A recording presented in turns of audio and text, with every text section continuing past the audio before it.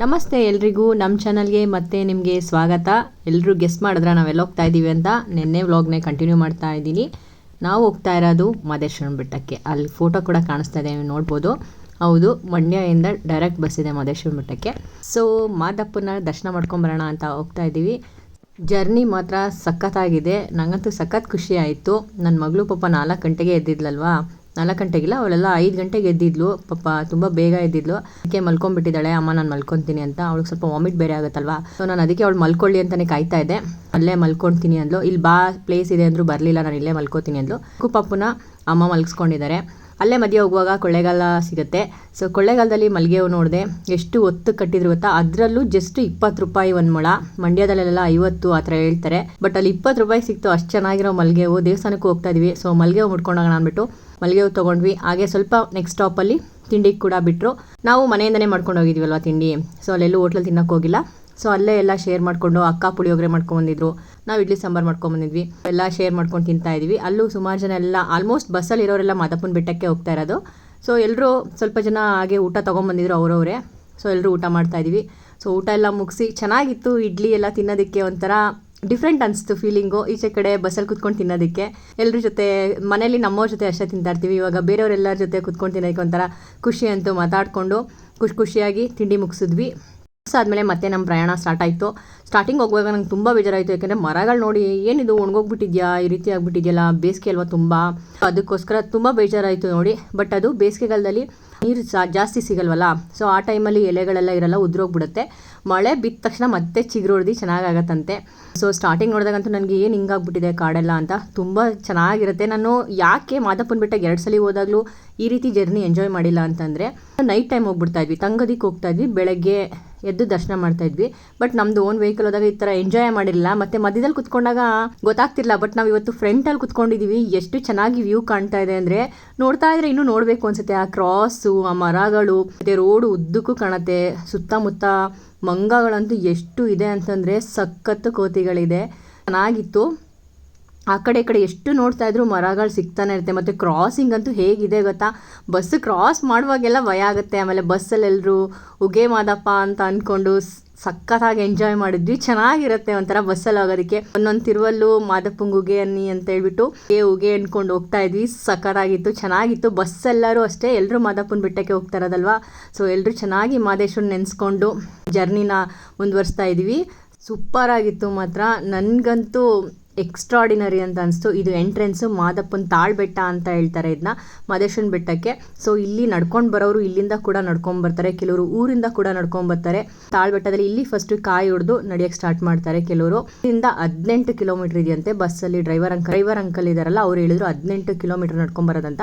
But ರೋಡಲ್ಲಿ ನಡ್ಕೊಂಬರಲ್ಲ, ಅವ್ರಿಗೆ ಅಂತಲೇ ಸಪ್ರೇಟ್ ಮೆಟ್ಲು ಮಾಡಿದ್ದಾರೆ. ಸೊ ಅಲ್ಲಿಂದ ಶಾರ್ಟ್ ಕಟ್ ಆಗುತ್ತೆ ಅವ್ರಿಗೆ, ಅವ್ರು ಅಲ್ಲಿಂದ ನಡ್ಕೊಂಬರ್ತಾರೆ. ನಾವು ಮಾಮೂಲಿ ಬಸ್ ಹೇಗೆ ಹೋಗುತ್ತೋ ಆ ರೀತಿ ಹೋಗೋದು. ಬಟ್ ತುಂಬ ಚೆನ್ನಾಗಿತ್ತು ಜರ್ನಿ. ನಡ್ಕೊಂಡು ಹೋಗೋರು ಇನ್ನೂ ಎಂಜಾಯ್ ಮಾಡ್ತಾರೆ ಅನಿಸುತ್ತೆ. ನಮಗೆ ಬಸ್ಸಲ್ಲಿ ಹೋಗ್ತಾನೆ ಇಷ್ಟು ಖುಷಿ ಆಗ್ತಾ ಇತ್ತು. ತುಂಬ ಹೋಗ್ತಾ ಸಮಾಧಾನ ಆಯಿತು. ಮರ ಗಿಡಗಳು ಒಳಗಡೆ ಹೋಗ್ತಾ ಸ್ವಲ್ಪ ಹಸಿರುಗೆ ಚೆನ್ನಾಗಿತ್ತು. ಸ್ಟಾರ್ಟಿಂಗು ತುಂಬ ಒಂಥರ ಒಣಗ್ದಂಗೆ ಆಗ್ಬಿಟ್ಟಿತ್ತಲ್ವ, ಬೇಜಾರಾಗ್ತಾಯಿತ್ತು. ಆಮೇಲೆ ಸ್ವಲ್ಪ ಹಸಿರು ಮರಗಳು ತುಂಬ. ಆಮೇಲೆ ಮೇಲೆ ಹೋಗ್ತಾ ಅಂತೂ ಸಕ್ಕತ್ತಾಗಿ ಕಾಣಿಸ್ತಾ ಇತ್ತು. ಫುಲ್ ಕಾಡು ಮತ್ತು ಮರಗಳು ಜಾಸ್ತಿ. ಎಷ್ಟು ಒಂದು ಬೆಟ್ಟ ಹತ್ತಿ ಮತ್ತೆ ಒಂದು ಬೆಟ್ಟ ಇಳಿದು, ಒಂದು 2-3 ಬೆಟ್ಟ ಹತ್ತು ಇಳಿದು ಮಾಡುತ್ತೆ ಬಸ್ಸು. ಕ್ರಾಸಿಂಗಲ್ಲಂತೂ ಸಖತ್ ಮಜಾ. ತುಂಬ ಚೆನ್ನಾಗಿತ್ತು. ನನ್ನ ಮಗಳೂ ಫಸ್ಟ್ ಟೈಮ್ ಹೋಗಿರೋದ್ರಿಂದ ತುಂಬ ಎಕ್ಸೈಟ್ ಆಗಿದ್ಲು. ಅಮ್ಮ ಈ ಥರ ಹೋಗುತ್ತೆ ಬಸ್ಸು, ಆ ರೀತಿ ಬರುತ್ತೆ, ಚೆನ್ನಾಗಿದೆ ಅಲ್ವಾ, ಎಷ್ಟು ಚೆನ್ನಾಗಿ ಕಾಣ್ತಾ ಇದೆ ಅಂತ. ನಾವು ಮೇಲ್ಗಡೆಯಿಂದ ನೋಡಿದ್ರೆ ಕೆಳಗಡೆ ತಾಳ್ಬೆಟ್ಟ ಅಂತ ಹೇಳಿದ್ನಲ್ಲ, ಅದೆಲ್ಲ ಚೆನ್ನಾಗಿ ಕಾಣಿಸ್ತಾ ಇತ್ತು. ಎಷ್ಟು ಮೇಲ್ ಬಂದಿದ್ದೀವಿ ಅಂತ ಗೊತ್ತಾಗ್ತಾ ಇತ್ತು. ಮತ್ತೆ ಕೆಳಗಿಳಿಯೋದು, ಮತ್ತೆ ಮೇಲೆ ಹೋಗೋದು, ತುಂಬ ಚೆನ್ನಾಗಿ ಅನಿಸ್ತು. ಒಳ್ಳೆ ಎಂಜಾಯ್ ಮಾಡಿದ್ವಿ.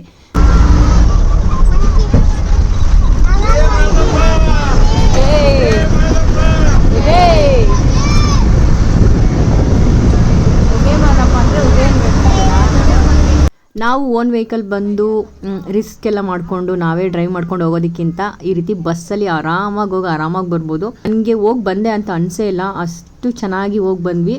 ಬೆಳಗ್ಗೆ ಒಂದು 6:30 ಬಸ್ ಹತ್ತಿದ್ವಿ ಅಂದರೆ ಮನೆಗೆಲ್ಲ ಒಂದು 5 ಗಂಟೆ. ಸೊ ಆರಾಮಾಗಿ ಬಂದ್ವಿ, ಚೆನ್ನಾಗಿತ್ತು. ಬಿಸಿಲಿದೆ ಅಂತಂದರೆ ಬಿಸಿಲೇನಿಲ್ಲ, ಬಸ್ಸಲ್ಲಿ ಹೋಗ್ತೀವಿ, ಅಲ್ಲಿ ಇಳಿತೀವಿ, ದೇವಸ್ಥಾನ ದರ್ಶನ ಎಲ್ಲ ಮುಗಿಸ್ಕೊತೀವಿ. ಸೊ ಅಲ್ಲಿಂದ ಮತ್ತೆ ಬಸ್ ಹತ್ತೀವಿ. ಸೊ ಎಲ್ಲೂ ಬಿಸಿಲು ಅಂತ ಅನಿಸ್ಲೇ ಇಲ್ಲ.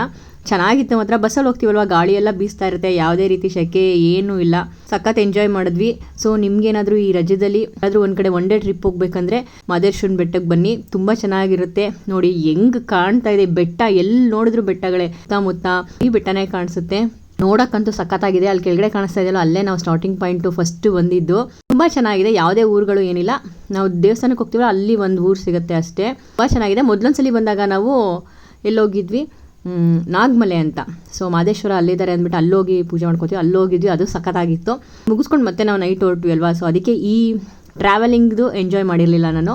ಸೊ ಇವಾಗಂತೂ ಸಖತ್ ಎಂಜಾಯ್ ಮಾಡ್ತಾಯಿದ್ದೀನಿ. ತುಂಬ ಚೆನ್ನಾಗಿದೆ. ಒಂದ್ಸಲಿ ಬಂದು ವಿಸಿಟ್ ಮಾಡಿ, ಮಾದೇಶ್ವರಂದು ದರ್ಶನವೂ ಆಗುತ್ತೆ, ನೀವು ಎಂಜಾಯ್ ಕೂಡ ಮಾಡ್ತೀರಾ ಪ್ರಕೃತಿನ. ತುಂಬ ಚೆನ್ನಾಗಿದೆ. ಒಂದ್ಸಲಿ ವಿಸಿಟ್ ಮಾಡಿ.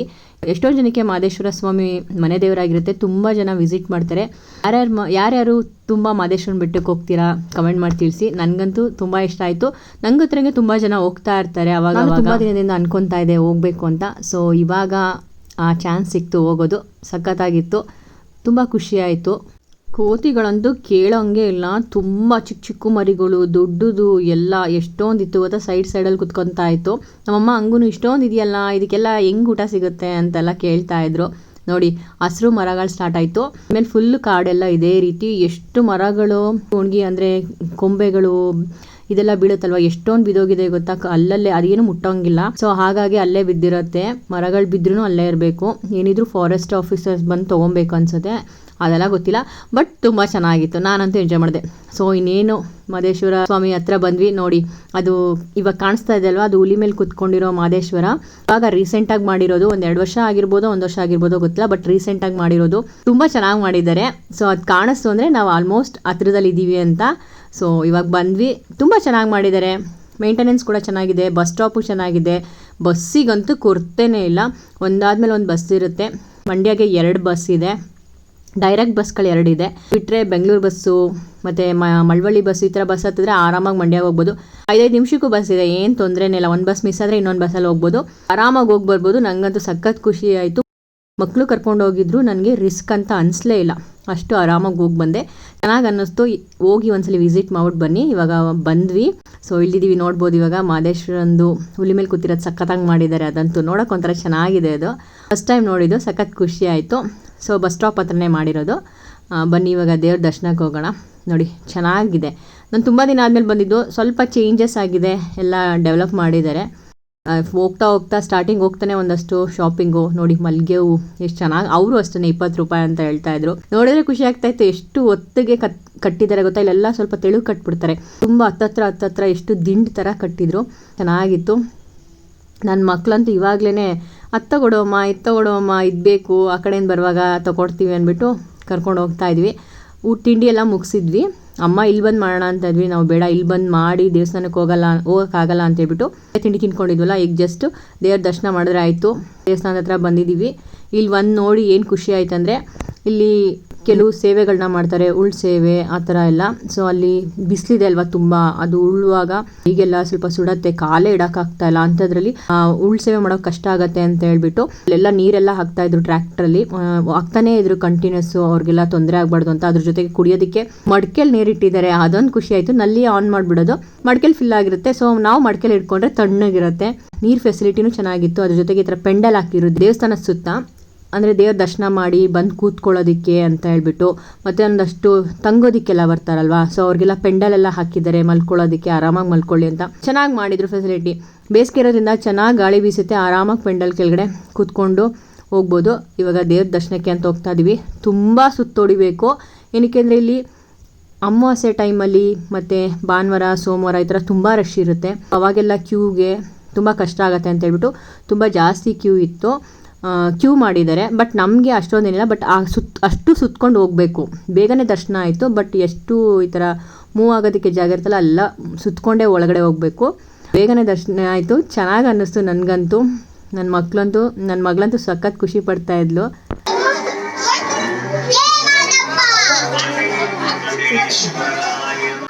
ಉಗ್ಗೆ ಮಾತಪ್ಪ ಹೇಳೋ,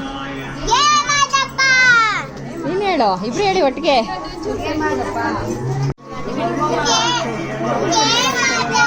ಉಗೇ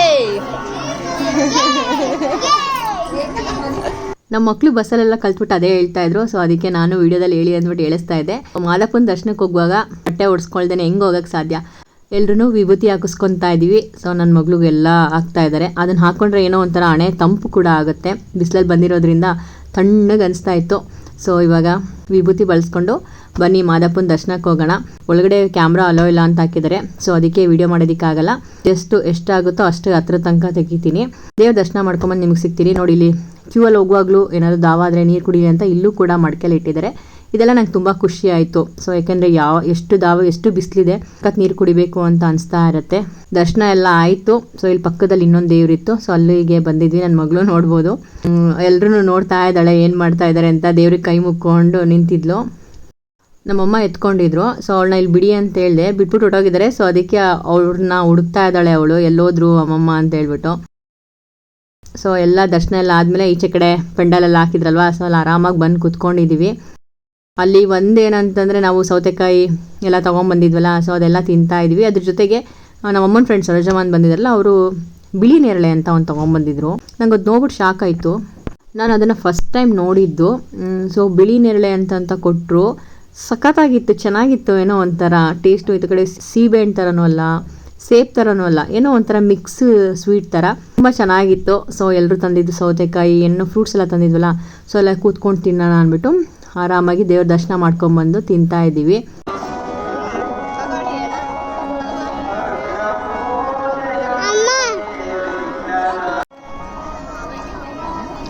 ಡ್ಯಾನ್ಸ್ ನನ್ನ ಮಗಳು ಹಾಡ್ಗೆ ಹೆಂಗಪ್ಪ ಡ್ಯಾನ್ಸ್ ಮಾಡೋದು ನೀನು ಅಪ್ಪಿ?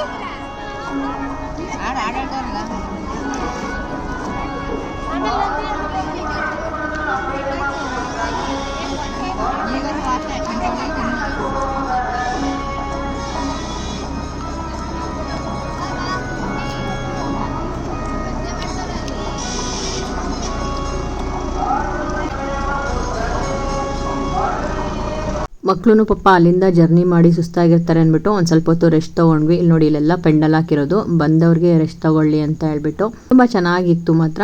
ಬಂದಿದ್ದು ಗೊತ್ತೇ ಆಗಿಲ್ಲ ಹೇಗೆ ದರ್ಶನ ಆಯಿತು ಮುಗೀತು ಅಂತ.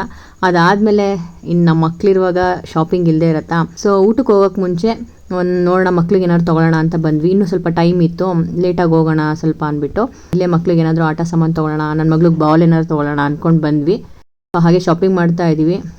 ಮಕ್ಕಳನ್ನಂತೂ ಕೇಳೋ ಹಾಗೆಲ್ಲ ಇದು ಬೇಕು ಅದು ಬೇಕು ಅಂತ ತೋರಿಸ್ತಾನೆ ಇರ್ತಾರೆ. ಅವ್ರ ಮಕ್ಕಳು ನೋಡ್ಬಿಟ್ಟಂತೂ ರೇಟ್ ಹೇಳ್ತಾನೆ ಇರ್ತಾರೆ, ಡಬಲ್ ತ್ರಿಬಲ್ ಎಲ್ಲ.